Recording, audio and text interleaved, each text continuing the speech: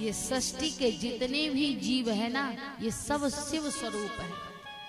कभी कभी लोग हम अज्ञानता के कारण कह देते हैं, कई लोग कहते हैं कि जो शिवलिंग है वो भगवान शिव का जननांग है, लेकिन नहीं, कहते हैं जो शिवलिंग उसे क्यों कहा जाता है?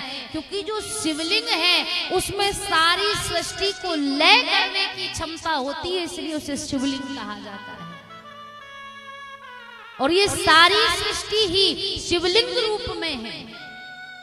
शिव महापुराण में वर्णन दिया गया है, जैसे कभी हम ध्यानस्थ अवस्था में बैठे, मेरुदंड एकदम सीधा हो, हाथ दोनों घुटने पर हो, और जो आसन बनेगी वो शिवलिंग रूप में बनेगी। दीपक जो जलता है, दीपक की जो ज्योत होती है, जो ऊपर आग लगाते हैं हम, जो जलती है दीप, तो उसकी जो ज्योत है, जो लौ है, वो शिवलिंग रूप में होती है। जब जीव मां के गर्भ में होता है तो वही अंडाकार शिवलिंग रूप में होती है। ये पृथ्वी ये शिवलिंग रूप में है, सारा संसार ही शिवलिंग रूप में है। पर लोग अज्ञानता के कारण कहते हैं शिवलिंग भगवान शंकर का जननांग है। जननांग नहीं है, उस शिवलिंग को शिवलिंग इसलिए कहा जाता है क्योंकि उसमें लय करने की शक्ति है, वो सारी सृष्टि को लय करता है, इसलिए शिवलिंग उसे कहा जाता है।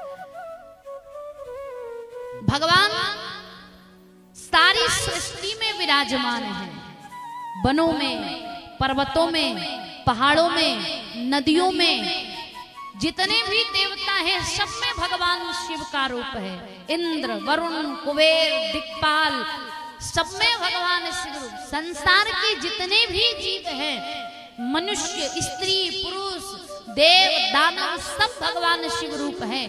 जितनी भी जड़ चेतन वस्तु है सब भगवान शिव रूप है।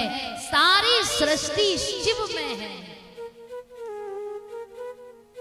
इसलिए तो कहा जाता है कि शिव क्या है?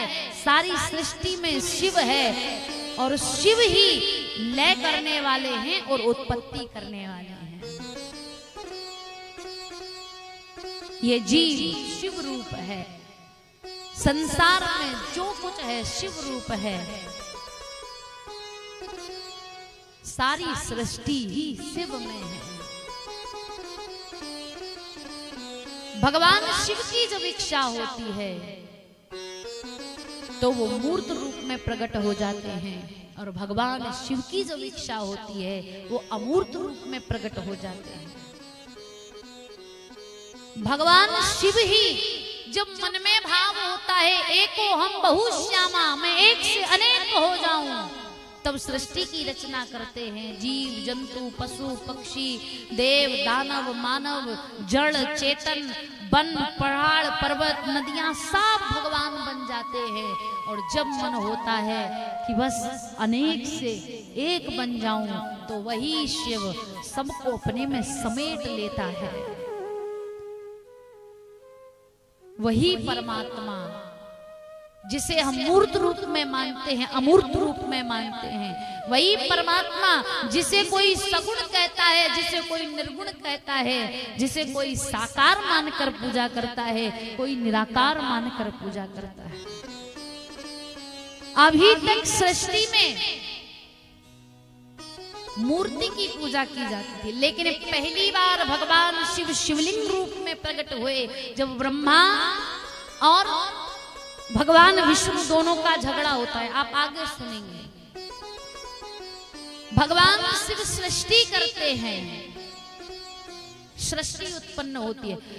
शास्त्रों में कहा गया है सूर्य सबसे पहले है, पृथ्वी के पहले से भी सूर्य है, लेकिन शास्त्र ही बताते हैं कि पृथ्वी से पहले सूर्य है, लेकिन सूर्य से पहले भी इस पृथ्वी के नीचे जो जल है ना, वो उससे पहले का है। ये भगवान शिव की ही लीला है, जो अनादि है, जो अनंत है, जो देवताओं के भी देवता हैं, इसीलिए तो उनको देवादि देव कहा जाता है। भगवान शिव को आदि कहा जाता है, अनंत कहा जाता है। वो भगवान ही सारी सृष्टि का पालन संहार करने वाला है। उन्हीं के द्वारा सारी सृष्टि कहती, यहाँ तक शास्त्रों में विद्वान ये तक बताते हैं कि ब्रह्मा विष्णु भी भगवान शिव की रचना है। भगवान जब सृष्टि की रचना आरंभ कर